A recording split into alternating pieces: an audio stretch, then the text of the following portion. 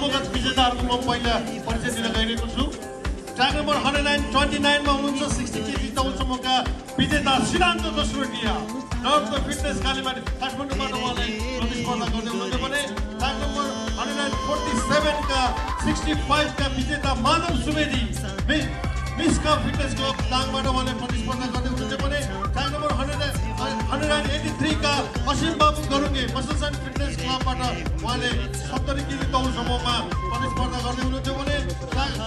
75 KG तौल समूहमा 191 का विनोद सुनवार प्लाटिनम फिटनेस काठमाडौँबाट उहाँले प्रतिस्पर्धा गर्दै हुनुहुन्छ। त्यस्तै गरेर 80 केजी तौल समूहमा ट्र्याक नम्बर 210 का ललित धिमालले ग्यालेक्सी फिटनेस सेन्टरबाट समूहगत विजेता हुनुभएको थियो भने हेभीवेट समूहमा 211 का उमेश राई गोर्खाली फिटनेस काठमाडौँबाट उहाँले